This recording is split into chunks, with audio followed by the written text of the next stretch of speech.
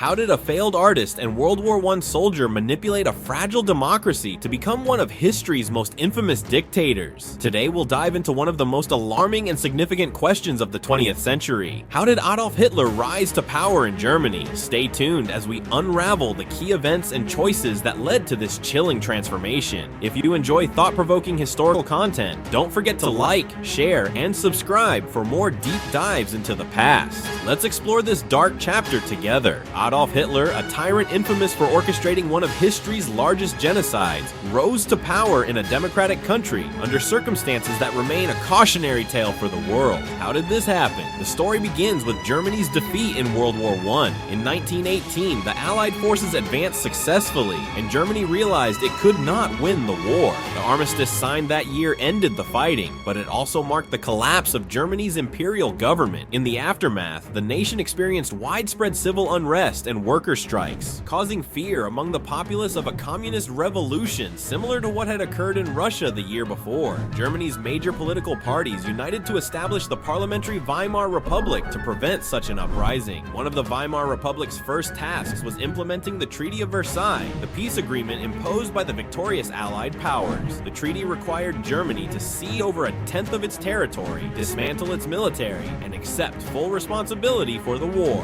Additionally, the country had to pay massive reparations, which devastated an already struggling economy. For many Germans, this treaty was a humiliation. Nationalists and veterans in particular believed Germany could have won the war if not for internal betrayal by politicians and protesters, a myth that became known as the stab in the back theory. For Adolf Hitler, these nationalist grievances became a personal obsession.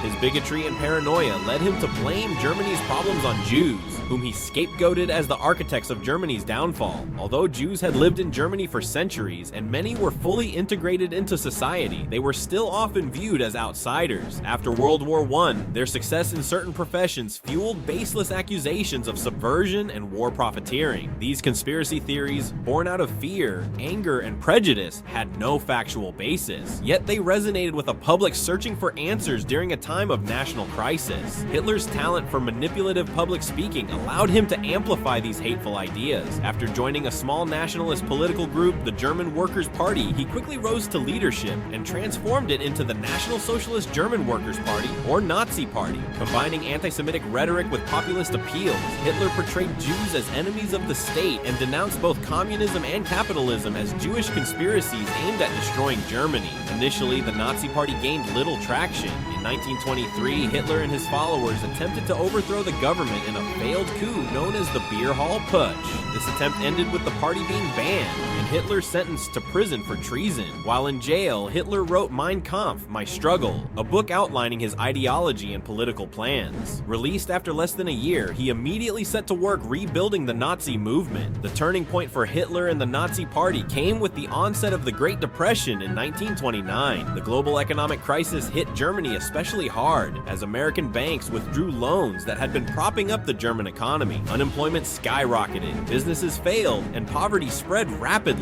In this environment of despair, Hitler's promises to restore Germany's former glory gained widespread appeal. He offered scapegoats, Jews, communists, and other minorities, and a vision of national renewal. As mainstream political parties struggled to address the crisis, their inability to provide effective solutions disillusioned the public.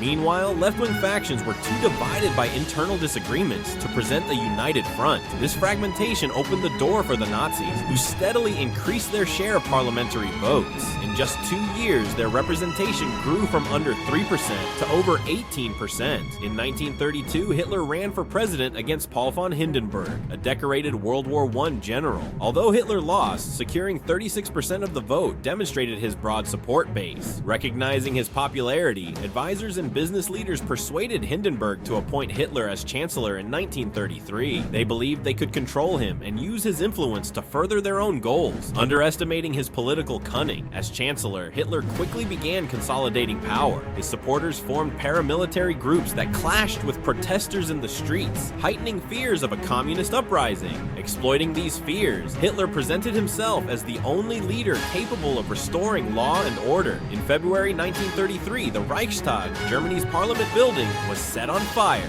A young worker was convicted of the crime, and Hitler used the event to push through the Reichstag fire decree, which granted him emergency powers. This decree suspended civil liberties, including freedom of the press and the right to assembly, and allowed the Nazis to suppress political opposition. Within months, other political parties were banned, and anti-Semitic laws were enacted. Hitler also moved to eliminate internal threats. Many of his early radical supporters who had helped him rise to power were arrested or executed in a purge known as the Night of the Long Knives. Potential rivals within the Nazi Party and the broader government were similarly neutralized. When President Hindenburg died in August 1934, Hitler combined the roles of Chancellor and President, declaring himself Führer or leader of Germany.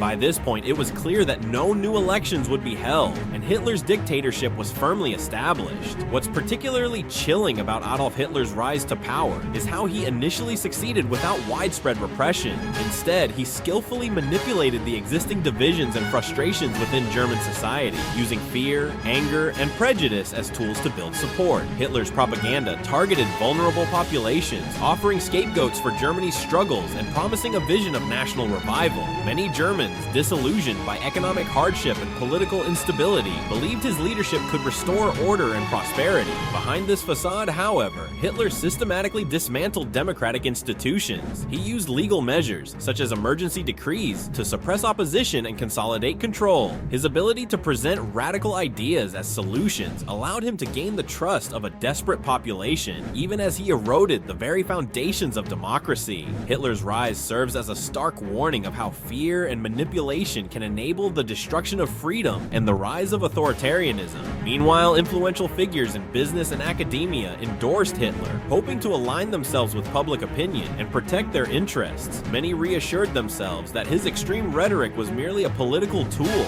and that he would moderate his views once in power. This complacency allowed Hitler to act unchecked, leading to the catastrophic consequences that followed. Adolf Hitler's rise to power remains a chilling reminder of how fragile democratic systems can be when faced with internal weaknesses and public disillusionment. In times of crisis, when institutions falter and citizens lose faith in their leaders, the door opens for charismatic figures to exploit fear and anger to gain control. Hitler capitalized on Germany's economic struggles, social divisions, and widespread resentment, using propaganda and scapegoating to rally support and undermine democracy from within. His ascent demonstrates how manipulation, unchecked ambition, and societal fragmentation can lead to the collapse of democratic values and the rise of authoritarian rule. The story of Hitler's rise is not just a historical lesson, but a warning of the consequences when vigilance wanes and hatred and division go unchallenged. It underscores the critical need to safeguard democratic institutions and promote unity, even in the face of adversity. Thank you for joining us on this deep dive into one of history's most alarming chapters. Hitler's rise to power is a stark reminder of how fear,